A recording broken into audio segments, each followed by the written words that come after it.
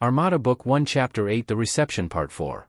The ships flew at high speed to the Marinti galaxy searching for Tony. With Andrew was Ellie in charge of her new ship the USS Albert Einstein, and Eric has his ship the Prometheus. They reached the fringes of the Marinti galaxy in 6 days. Tony and the ships are 10 ly away. Andrew. Olive announced. Tony appeared as a hologram on Andrew's bridge. Long time no see, General Man, what brings you to our part of the woods? Our intel said the Marinti are preparing an armada. Andrew said. Yes, 1,020 ships left 2 days ago for a furlit planet called Kuntamar. Tony said. Did you find out what happened to the 2 Mac brothers? Gadden asked. Yes, in fact they are in one of the ships near the capital planet. We have tagged them already, and some of our Macs went over to their quarters before they slept to gather intel from the 2 who have access to the enemy data systems. We can bring the brothers on board before we execute our plans. Good, I want the Macs to know of their heroism.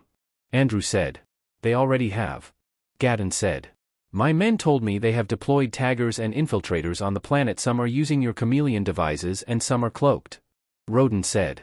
I must say, Roden, that your men are doing a wonderful job. We have video of the Emperor's chambers. We have videos of their main meeting rooms. Plus we have tagged all of the royal family and almost all of their top commanders. We were waiting for you and Boss Andrew to show up. Tony noted. So what have you learned from the Emperor, Tony? Andrew asked.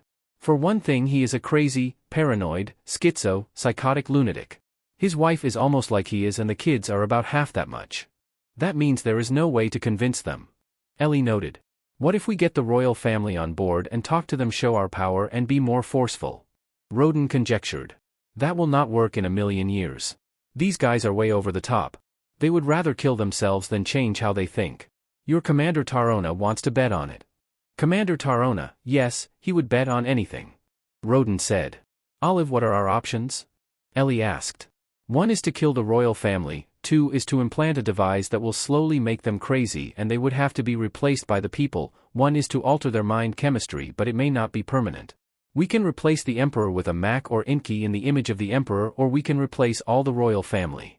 How about if we alter their mind chemistry and hypnotize them, implant memories, good ones, and then repeat the whole process until we are sure the effect is permanent? Gadden asked.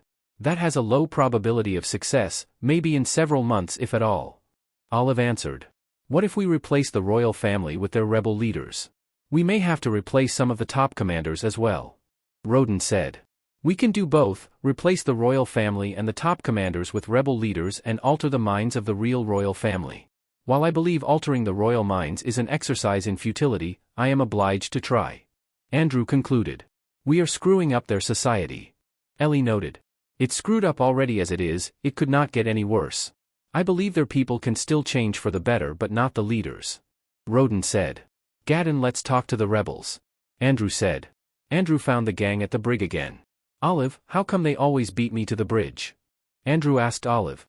They asked their holograms first. I don't want to interrupt your thoughts, Andrew. We would like to talk to your leaders. Where are they now? Ellie asked. Salgarin answered, they're at the capital.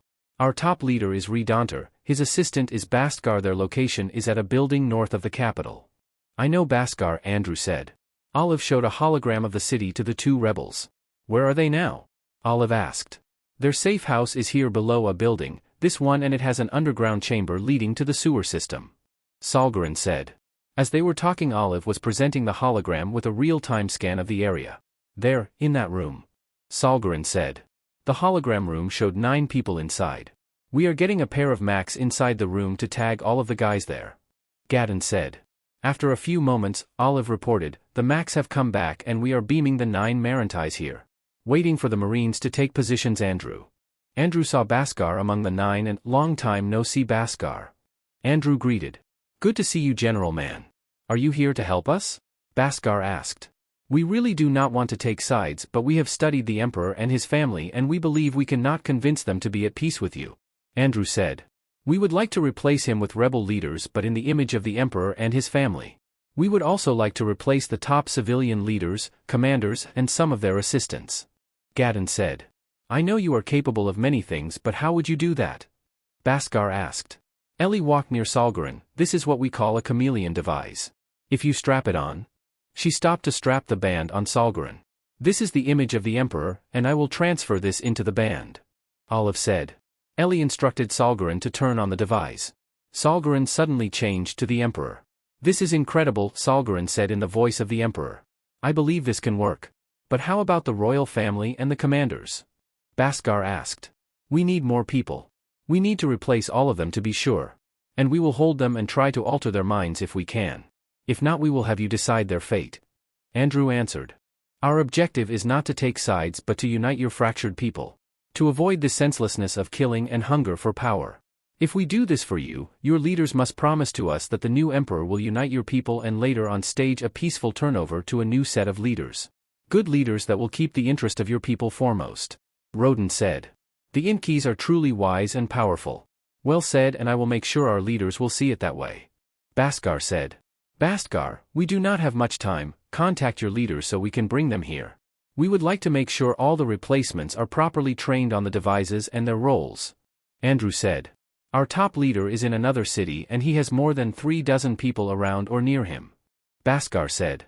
Olive showed the hologram of the area and after a while they identified the city, then the building, then the rooms where the leaders are. Bhaskar was beamed with his men and some taggers. Bhaskar then explained the plan to the top leaders. Bhaskar explained to the council leaders, "The mighty Inkees have arrived and are willing to help us. They want us to replace the Emperor and his top commanders, to unite and rule the planet." He continued to explain the plan and how they would pose as the royal family. Olive appeared and, "We would like to transfer you to our ships now so we can discuss the details of the plan." Bhaskar nodded, "Yes." Bhaskar started, "General Man, this is our supreme leader, Redonter. I am glad to meet you." Andrew said and went on to introduce the people on the bridge. "Bhaskar, there are 600 unprogrammed chameleon bands here. All you need to do is focus this device on the subject and this band will make you an image of that person. Now in this other box here are over 400 chameleon bands with the images of the royal family, the helpers, the top commanders, political leaders, and their assistants." Ellie said and opened the box for the royal family and each of the people wore them. She instructed them to turn them on and they were amazed at how they changed image to their enemies. "Bhaskar, the switch will be fast. We will switch in the night. We will leave you to decide who will be who and make sure you understand your roles. It is very important to understand your roles, like professional actors. We have videos of the people you will be replacing, study them and make sure you act like them." Andrew said. Ellie added, "We will be implanting communication devices in your head and you will be able to talk to each other. You have to talk so the others can hear. If you want to shut out the communications you have to press this part of your head, press again and the communication is open. Besides talking to each other, the implants allow you to know who are in their image only and who the real ones are. We will implant several Macs and Inkees among you. One Mac will be the Queen, the other the First Son, one Inkee will be the head Imperial Guard and another one of the top commanders. We have 2 ships far from here monitoring your activities. If you need help just tell these guys.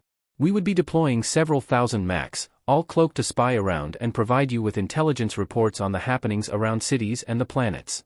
You can communicate anything you need to the invisible spies using your implants.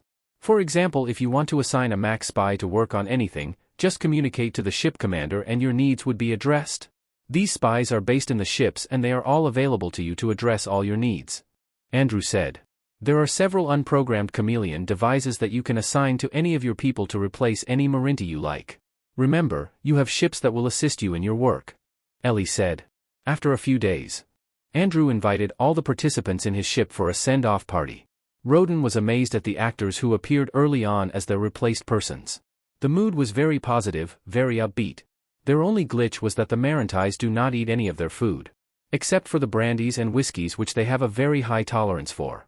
Andrew was surprised that the Marintis stopped their merry-making at an agreed time and they all beamed down to the planet to rest. The next night, Olive appeared among the Garandies and, in a few moments, we will beam all of them here sleeping. And you will quickly replace them.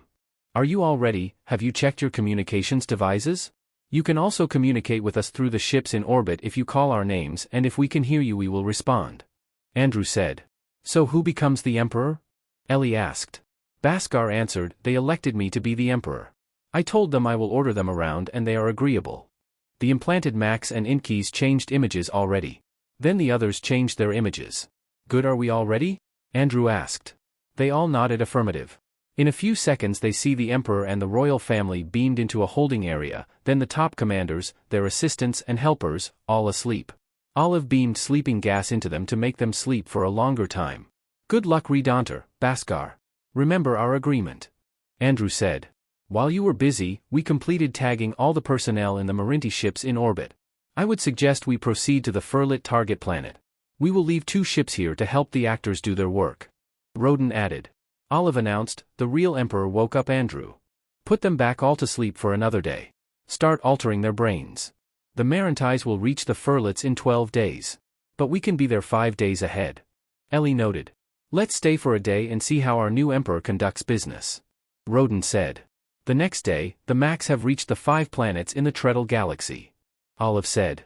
Congratulations, Roden, now you are the most loved Inky among the Max. Andrew said. The monitor shows the royal chamber with the top commanders assembled. The wife was at the Emperor's side and the Imperial Guard leader at their backs. Ellie said. Roden beamed over to watch the show at Andrew's bridge.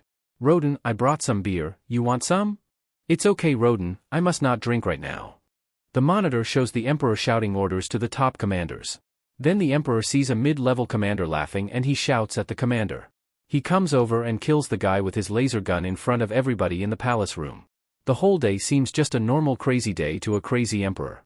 The crew got bored watching the monitors and simply went about preparing to leave. Even Roden was not amused that he drank beer for a lousy show. I'll go back to my ship now and rest. Whenever you are ready, Andrew, issue the order and we will leave for the Furlits. We leave tomorrow, Andrew said. Several days later. Olive announced, arriving at the Furlit planet of Kuntamar. Roden beamed to Andrew's bridge. Then Roger, Ellie, Tony and Gadden beamed in. Good morning, guys. So Roger, I take it that the Furlits did not believe you? Andrew asked. Not only that, they were so proud that they shot at us. It's a good thing we were just holograms. I told you, Andrew. Roden said. I got a communication from the Max that they are celebrating the arrival of the refugees and your name Roden. Gadden said. I told you, Roden. Andrew said. So are we just going to sit back and let the Furlits and the Marintis kill each other? Ellie asked. I would sit back and when the Furlit loose, and I am sure they will, we will come riding to the rescue. Then we become their liberators. I would suggest we go to my home planet and take a vacation while they are fighting it out. Roden said. As much as I disagree with you, Roden, there is no outcome that will result in unifying your civilization except how you see it. Andrew said. We think alike, Andrew. Come on, let's go. The Max are celebrating without us. Roden said. Roden left just 1 ship to monitor the war from a distance. In 4 days, they reached Roden's home world. Olive noted, the Emperor and his party are responding well to the brain-altering inoculations and continued hypnosis. But they are all still psychotic. Their level is so high it will take months to alter them to normal levels. The Max want to transport them to a research facility. Fine, I guess we can not hope against hope. They are really too far gone. Go ahead, just make sure security is tight. Andrew said. As expected, Roden became the hero to all the Max. Roden saw the Max and Inkies have been celebrating for a week with no let-up. His arrival triggered more celebrations, especially at high levels of government and military. Andrew and his group were toasted wherever they went. At the end of the day, Andrew retires and sits alone in his bridge, a little drunk. Olive appeared. Do you want anything, Andrew? We have changed the destiny of the Marinti civilization. Permitted thousands of Furlits and Marintis to die. And there is nothing we can do. It is highly probable that the Marinti history will not even mention us, Andrew. It will come to pass that Roden will unite all the Inky civilization and they will prosper for thousands, maybe millions of years. How is Vicky doing? Tom recorded that she went to Earth this weekend to settle things and transfer all her relatives and friends to planet Los Angeles. It's amazing to see her after all these years, her green eyes. In 2 days we got engaged and now married. When I was a young officer I gave her up already as an impossible dream. It's funny, but it's really like her to propose marriage to me. But the ring was a masterstroke of fate. I guess Tim had a hand in it with Vicky's dad. And I did not see my friend Max in the reception. Why? The President and the Armed Forces Chief of Staff got mad at him for not accepting Tim's offer and ordered him to planet Los Angeles specifically to assist Elaine with the Starship Officer program. I guess you could say he was bitter. He'll come around to it. He kept quiet and closed his eyes for a few minutes. How about General Cook? Did he continue helping the old-timers? His ship records show that the project is a nightly duty for all the ships and the Max have adopted a routine schedule already. That's comforting to know. He closed his eyes again. If you think about it, Andrew, our mess up with your cancer friend started the whole process where the old-timers get the help they need. Andrew straightened up. I guess you're right. How about our recruiter couple? Whatever happened to them? Ellie and I visited them one night and we came back to show them what's in store for the old-timers. Then we introduced them to Maria, who funded their recruiting operations with her own money. Maria is like Roden, loves parties but has a kind heart, who will spend time and money to help people. The recruiter couple is really working out well, very well in fact. They have recruited thousands. Why do I sense we can get them to be a couple? Entirely possible, Andrew, the probability is higher if we do some things. The only issue is that they cannot bear offsprings. But then Roden has fathered 48 kids already and Maria has her own 3 kids, so I don't think kids will be in their minds for a long time. Kids, sighed Andrew. Andrew fell asleep on the chair and Olive faded away.